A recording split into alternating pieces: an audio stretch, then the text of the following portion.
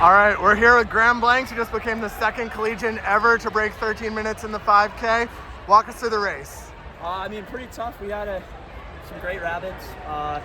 Got us through, 3,600 maybe. And then from there, it was just a solo grind. I think I could have. I'm happy. I'm really happy with that today. Of course, the first goal was to run under the world standard, and then anything better, I would have been happy with. I'm pretty sure that was indicative of a 100% effort, but maybe hoping in the future maybe getting some like super fast races, some Diamond League stuff. I would love to try to get even farther down in the 12s.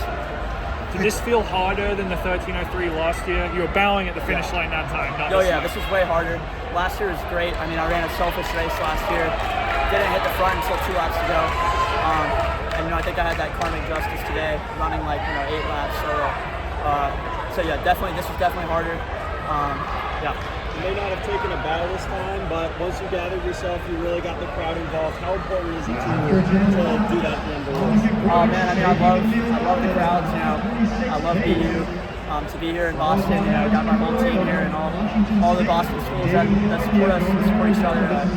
It means everything. I love it. The energy for me personally as a Boston athlete, exceeds pretty much anywhere else. So he's really trying to take it all in.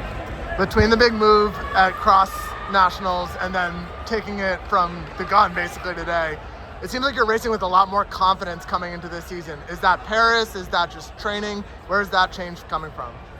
Definitely Paris. I would say last year was, it was pretty tough, just with the circumstances of having the best season of my life and then getting injured, having a lot of doubt for a few months if I could really get back to the level I was at, and to surprise myself and make it to an Olympic final.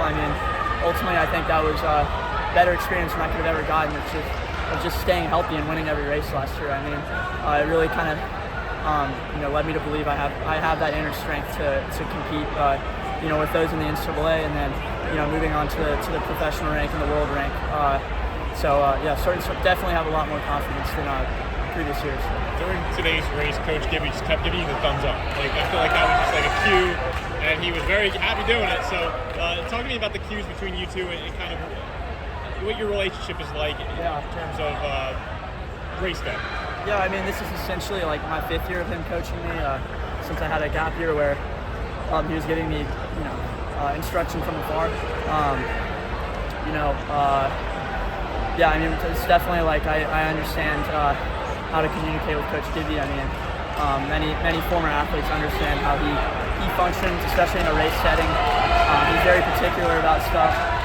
However, he's also laissez-faire. He really, I kind of dictate what I do in the race. A lot of times I tell him before what I'm going to do.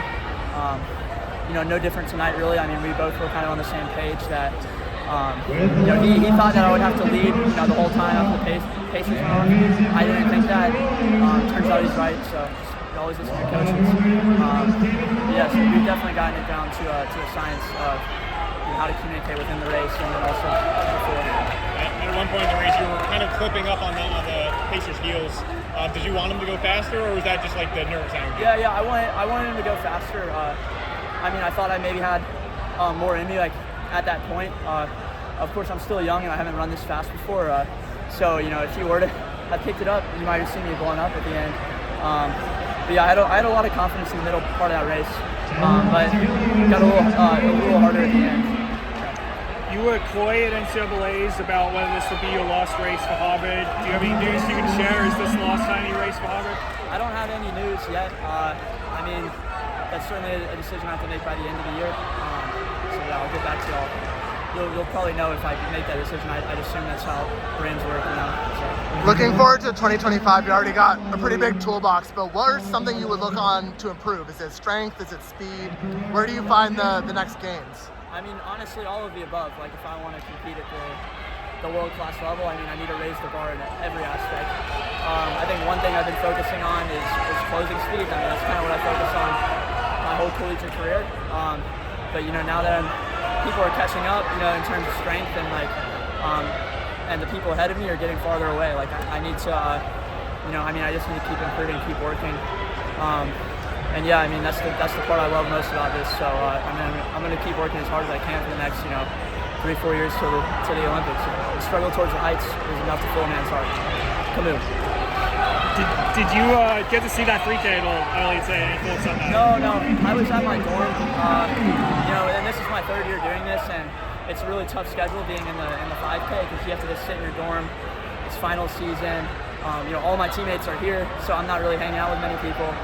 And then you just notifications popping up on your phone, like collegian record, like huge PR, like you just kind of have to sit around and chill, and wait till the end because it's the last event. So yeah, I did see all the races. That was really exciting. And it got me excited for the night. I thought it gave me more confidence. Did you warm up over here? No, but I'll cool down back. Just to, if anything were to happen on the way here, you want to know. I have to ask, Sub 13 is important and everything, but your name is also littered all over Strava segments, all over Boston. Do you go hunt them out on easy runs? No, I don't hunt them out. It kind of comes naturally with the training we're assigned, so that's something fun with our kind of assigned effort for daily runs. So we end up getting Strava crowns. I'm definitely I talked about this before, but I'm definitely a big geek in terms of running paths, pedestrian infrastructure, cycling infrastructure. That's what I'm writing my thesis on. And so I will, when I'm creating a route, I always cross-reference the Strava segments, the heat map, the topographical profile, So I definitely see the segments, but I promise I'm not personally going for it. Maybe in the past.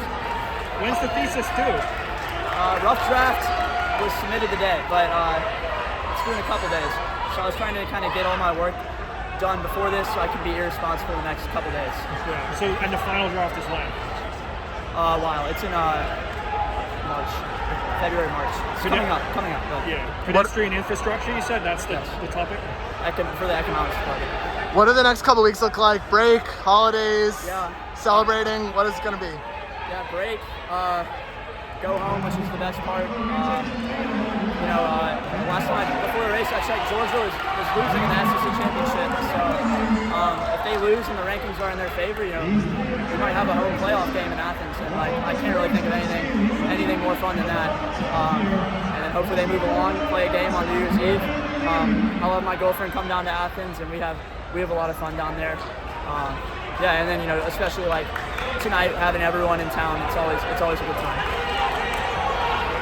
Thanks so much. Congrats.